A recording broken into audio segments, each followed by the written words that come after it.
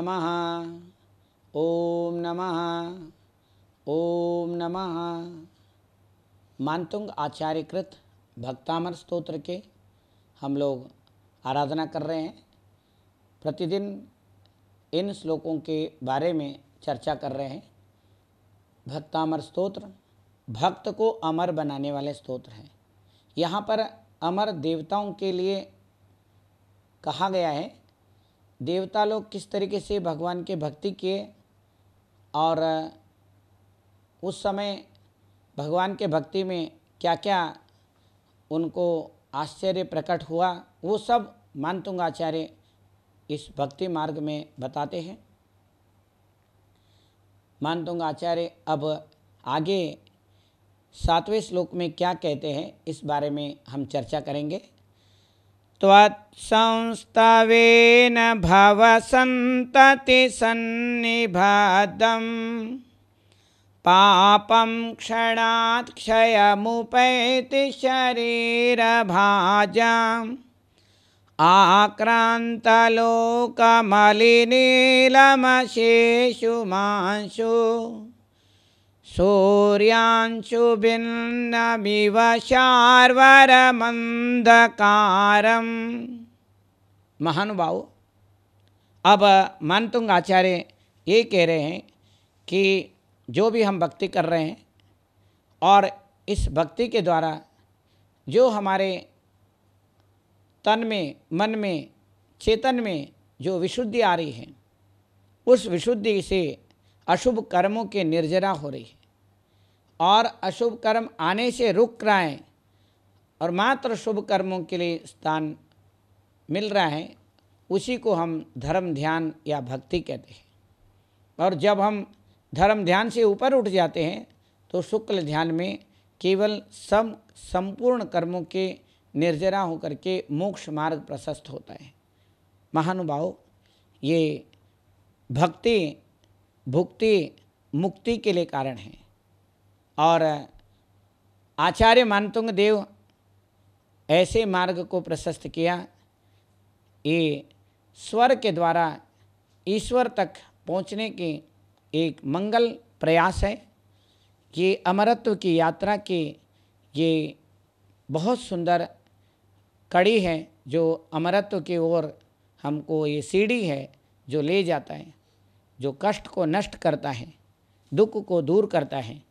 महानुभाव, अब मानतुंग आचार्य कहते हैं त्वत् संस्तवेन, हे आदिनाथ भगवान, त्वत् संस्तवेन, आपके स्तुति करने से भवसंतति, अनादिकाल से संसार के अंदर सन्निबद्धम, बंधा हुआ कर्म, भवसंतति, संसार के परंपरा में अनादिकाल से जो कर्म बंधे हुए, सन्निबद्धम, अच्छी तरह से बंधे हुए हैं, पापम, पाप, क्षणात्, एक क्षण में, क्षयम उपैति, क्षय को प्राप्त करता है। किसके?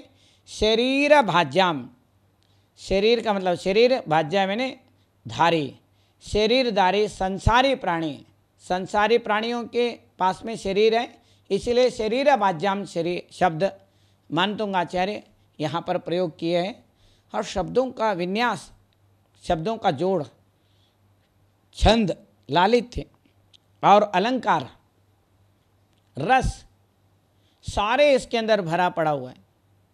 और ऐसे अलंकारों के प्रयोग करते हैं, शब्दों का विन्यास इतना है कि एक ही अर्थ के अनेक शब्दों का एक एक श्लोक में प्रयोग करते हैं। और यहाँ बता रहे हैं शरीर बाज्याम, यानी संसारी प्राणियों के अनादिकाल के संतति से बंधे हुए कर्म, पाप कर्म आपके स्तोत्र के पढ़ने मात्र से एक क्षण में, क्षणात्, पापम क्षणात् क्षयम उपैति, क्षय को प्राप्त करता है। और आगे कहते हैं आक्रांतलोकमलिनीलमशेषुमांशु। आक्रांत यानी घिरा हुआ है, लोक सारे विश्व जो है घिरा हुआ है। अलिनीला भौरों की तरह काला नीला, गहरा नीला भौरों की तरह बिल्कुल दिखाई न दे। अशेष मांसु बिल्कुल संपूर्ण रूप से घिरा हुआ है, ऐसे अंधकार आशु शीघ्र ही। सूर्यांशु भिन्न, सूर्य के किरणों के द्वारा भिन्न यानी छिन्न भिन्न हो रहा है। शार्वरम रात्रि के, शार्वरम का अर्थ होता है रात्रि के। अंधकारम अंधकार, रात में ऐसे घना अंधकार, इतने घने अंधकार में आक्रांत घिरा हुआ है। ऐसे लोकम, ऐसे लोक को कैसे अंधकार है। अलिनीलम भौरों के तरह नीला, गहरा नीला, ब्लू ब्लैक, इतने गहरे नीले, ऐसे घना अमावास्या के अंधकार को भी अशेषम संपूर्ण रूप से आशु शीघ्र ही सूरज की किरणें छिन्न भिन्न कर देते हैं और पता ही नहीं चलता है वो अंधेरा कहाँ गया। अंधकार और प्रकाश इन दोनों का कभी आपस में दर्शन होता ही नहीं है। तो महानुभाव ये कभी भी एक दूसरे से मिलते नहीं, मिलने से पहले ही अंधकार गायब हो जाता है। जैसे प्रकाश होते ही अंधकार पता नहीं चलता है। प्रकाश के सारे परमाणु वही हैं, ये सारे पुद्गल के पर्याय हैं, परमाणु के ये अलग अलग के पर्याय हैं, वही अंधकार बन जाते हैं, वही प्रकाश में बदल जाते हैं। तो मानतुंग आचार्य कह रहे हैं सूरज के प्रकाश से जो अंधकार है वो एकदम नष्ट हो जाता है। ऐसे ही भगवान के भक्ति से पाप कर्म कितना भी घना अंधकार हो, सूरज के किरणों से जैसे नष्ट हो जाता है, शीघ्र ही निर्जरा को प्राप्त करता है। ऐसे भक्ति का मार्ग बताया। भक्ति हमारे अंदर जो छुपा हुआ अंधकार है, वो अशुभ कर्म है, दुख है, तकलीफ है, इसको क्षण भर में नष्ट कर देता है, कष्टों को। महानुभाव आचार्य मानतुंग देव कितने सुंदर बातें कह रहे हैं। त्वत्संस्तवेन, आपके सम्यक स्तुति करने से, ऐसे नहीं कि ऐसे पढ़ लिया या रट लिया या ये सारे श्लोकों को अपने कंठस्थ कर लिया है, ऐसे नहीं है। ये जो है शब्द अर्थ भाव, और भाव में भी फिर सूक्ष्मत्व को प्राप्त करते हैं। हम जब जोर से बोलते हैं तो वो वैखरी होता है, वैखरी शब्द जरी, और ओठ और जीभ मिला करके हिलाते हैं, धीरे धीरे फुसफुसा के बोलते हैं, और वो उपांशु हैं। और केवल मन से बोलते हैं, भाव से बोलते हैं, तो वो मानस है। और गहराइयों में चले जाते हैं, भावों में चले जाते हैं, वो सूक्ष्म हैं। ऐसे स्थूल से सूक्ष्म के ओर जाते हैं, अंधकार से प्रकाश के ओर ले जाता है, वो भक्ति है। भक्ति मार्ग ये भी योग है। मन को पवित्र करता है, तन को पवित्र करता है, चेतन आत्मा को पवित्र करता है, उसका नाम भक्ति है। महानुभाव पूज्य पुरुषों के गुणों के आराधना करने से हमारे जो भी विघ्न हैं, कर्म हैं, अशुभ पाप हैं, वो सब अपने आप ही नष्ट हो जाता है। ऐसे नहीं कि यहाँ कोई बैठ करके तुम्हारे कुछ काम कर रहा है, करना तो स्वयं को है, भगवान तो मात्र निमित्त हैं। जैसे कोयल कूकती है तो स्वयं ही कूकती है, परंतु आम्र मंजरियों को देखने के बाद या उसको खाने के बाद आवाज़ थोड़ी ठीकी हो जाती है, पंचम स्वर में बोलने लग जाती है, कूकती है। तो ये बाहरी चीज़ें तो कारण बन जाते हैं, परंतु इसमें भक्ति में कारण भक्त को भगवान के प्रति अत्यंत अगाध श्रद्धा भाव, मन में प्रेरणा जो है वो आनंददायक भाव को, वातावरण को बनाता है। उसी से कर्मों की निर्जरा होती है, उसी से भगवान की आराधना करने में आनंद आता है। तो ये मानतुंग आचार्य जो बता रहे, संसार में जितने भी अशुभ हैं, दुख हैं, वो कर्मों से हो रहा है, और भक्ति से वे सारे कर्म धीरे धीरे करके नष्ट हो रहे हैं, और कर्मों के नष्ट होने से कष्ट नष्ट हो जाता है, हमारे सारे काम अपने आप ही हो जाता है। ये तो सूरज के किरणों में, सूरज के प्रकाश में बैठने के बाद किसी को कहना नहीं पड़ता है कि सूरज के गर्मी हमको मिले, उसके अंदर के विटामिन डी मिले या और भी चीज़ें एनर्जी है वो मिले, ऐसे सूरज को ज़्यादा प्रार्थना करना नहीं पड़ता है।